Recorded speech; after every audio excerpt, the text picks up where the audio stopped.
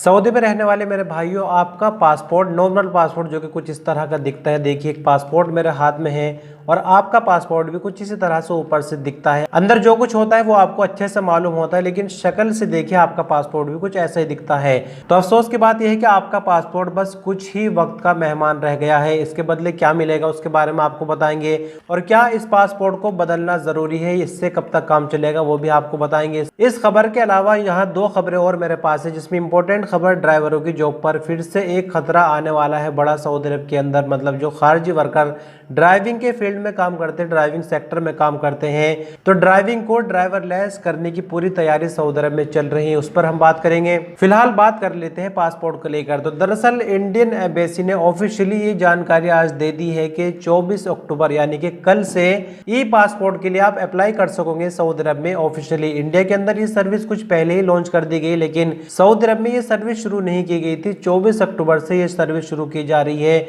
और आप अपने इस नॉर्मल पासपोर्ट को ई पासपोर्ट में बदल पाएंगे।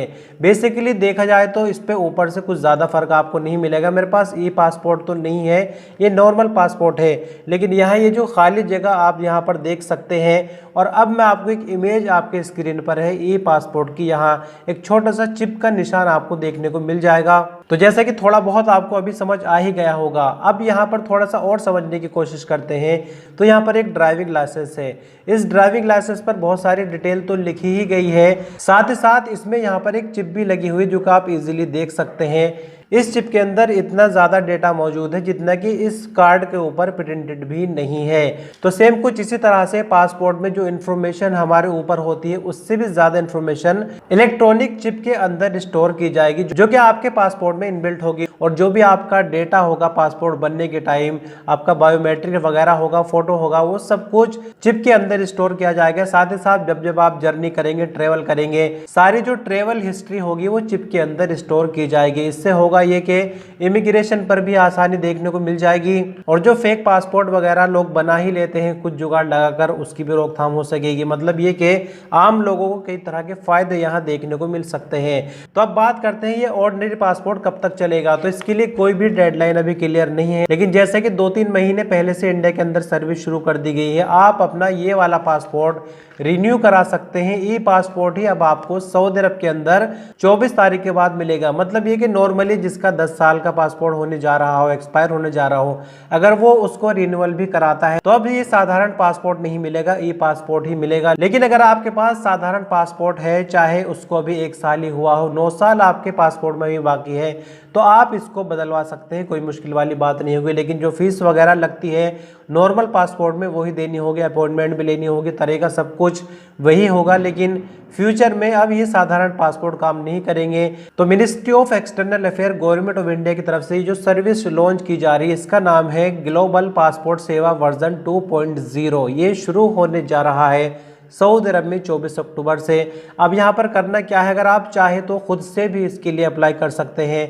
एक लिंक है जो कि डिस्क्रिप्शन के साथ साथ फर्स्ट कमेंट में भी हम पिन कर देंगे, उस लिंक पर जाना है और एप्लीकेशन फॉर्म को फिल करना है, जिसमें बेसिक डिटेल आपकी पूछी जाएगी। साथ ही साथ फोटोग्राफ जो आपको अपलोड करना है उसकी कुछ कंडीशन है, और यहाँ आपको स्कैन किए हुए अपने सिग्नेचर भी अपलोड करने होंगे। अब फोटो की क्या कंडीशन होगी, एक तस्वीर आपके सामने है। कुल 6 फोटोग्राफ आपको दिखाई दे रहे होंगे, जिसमें 5 गलत है जिस पर एक्स बना हुआ है, लेकिन जिस पर राइट का निशान बना हुआ है वो एक ठीक तरीका है। उस तरह का फोटो आपको भेजना है, बस यही इसकी रिक्वायरमेंट है।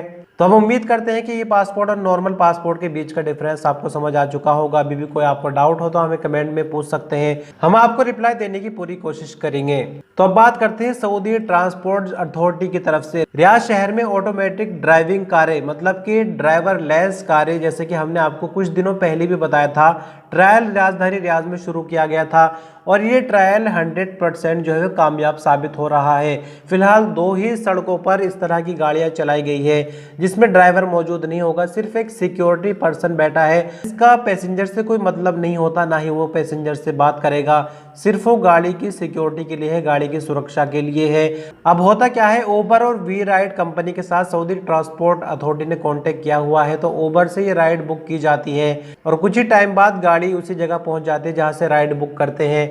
खिड़की अपना आप खुल जाती है, उसके बाद पैसेंजर बैठ जाता है और ये लोकेशन पर ले जाकर छोड़ देती है। तो 2 रोड पर ये ट्रायल किया जा रहा है, जिसमें जो रिव्यूज है वो बहुत ही अच्छे आ रहे हैं। 1000 से भी ज्यादा लोगों ने सफर किया है, जो कि लगातार तारीफ कर रहे हैं। तो ऐसे में जब ये ट्रायल कामयाब होता जा रहा है तो जाहिर सी बात है कि आने वाले वक्त में सऊदी गवर्नमेंट इस फील्ड में और ज्यादा इन्वेस्ट करना चाहेगी और 2030 तक सऊदी गवर्नमेंट का टारगेट कुछ अलग ही है। इस साल के अंत तक ऐसी 20 गाड़ियों से भी ज्यादा सऊदी अरब के अंदर चलने लगेंगी।